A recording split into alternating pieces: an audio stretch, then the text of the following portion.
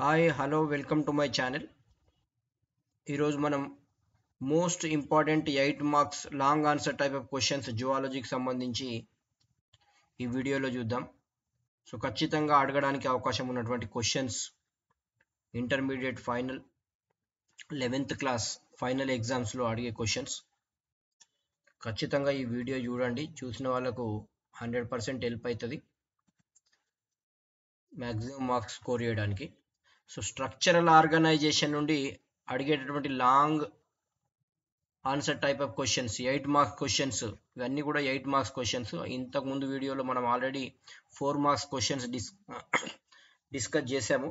So ఈ వీడియోలో 8 marks questions discuss చేస్తున్నాము. స్ట్రక్చరల్ ఆర్గనైజేషన్ నుంచి అడగడానికి ఛాన్స్ ఉన్న questions: classify and describe the epithelial tissues on the basis of structural modifications of cells with examples.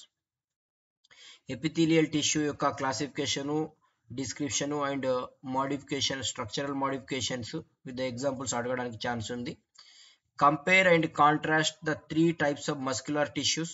Muscle tissues ఏవైతే ఉంటాయో 3 types of muscle tissues గురించి comparison చేయమని అడగొచ్చు. So give an account of the formed elements of blood. Blood గురించి అడుగుతాడు.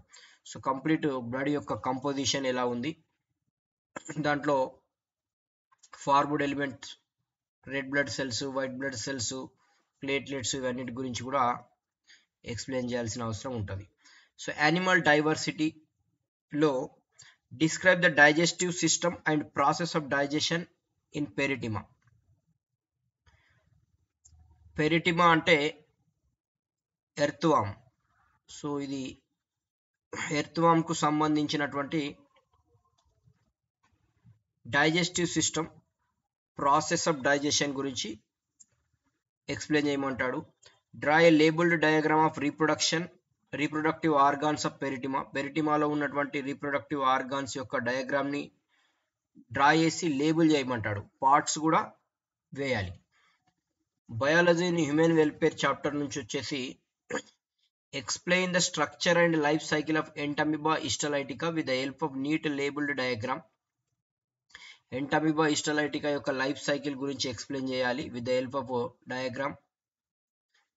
Describe the life cycle of Plasmodium vivax in man. Plasmodium vivax ఏదైతే malaria fever వస్తుందో మనకు, దానికి సంబంధించిన Plasmodium parasite, Plasmodium vivax life cycle మన యొక్క హ్యూమన్ బీయింగ్లో ఎలా జరుగుతుంది అనేది ఎక్స్ప్లెయిన్ చేయాల్సిన అవసరం ఉంటుంది. Describe the life cycle of Plasmodium vivax in mosquito. అలాగే మస్కిటో బాడీలో కూడా దాని యొక్క లైఫ్ సైకిల్ ఎలా జరుగుతుంది. Next describe the structure and life cycle of Ascaris lumbricoides with the help of neat labelled diagram.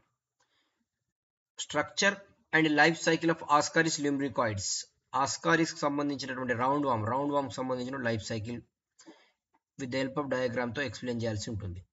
Describe the different types of food chains that exist in an ecosystem. Ecosystem లో ఉన్నటువంటి different types of food chains గురించి explain చేయాలి.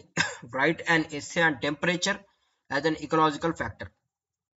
Temperature అనేది ఇకాలజీలో ఒక factor, ecological factor అనేటువంటిది ఏ విధంగా influence చేస్తుంది ఏంటిది అనేటువంటిది ఒక ఎస్సే అయితే అడగడం జరుగుతుంది. Right and essay and water as an ecological factor. లేదు అంటే వాటర్ పైన అడుగుతాడు. వాటర్ అనేది ఒక ఇకలాజికల్ ఫ్యాక్టర్, దాని మీద కూడా ఎస్సే రాయడానికి రాయమని చెప్పేసి అడగడానికి అవకాశం ఉంది. Give an account of various types of interactions among the animal species of an ecosystem. Give an account of various types of interactions. Animal species of ecosystem లో అనిమల్ స్పీసీస్ యొక్క ఇంటరాక్షన్స్ ఎలా ఉంటాయి అనేటువంటి విషయాన్ని రాయమని అడుగుతాడు. సో ఇవన్నీ కూడా నోట్ చేసుకోండి. సో చాలా ఇంపార్టెంట్ క్వశ్చన్స్, ఖచ్చితంగా అడగడానికి ఛాన్స్ ఉంటాయి 8 మార్క్స్ లో. సో డెఫినెట్ గా ఈ క్వశ్చన్స్ అడుగుతాడు. ఇది కనుక మీకు నచ్చితే లైక్ చేయండి, షేర్ చేయండి, సబ్స్క్రైబ్ చేసుకోండి. Thank you.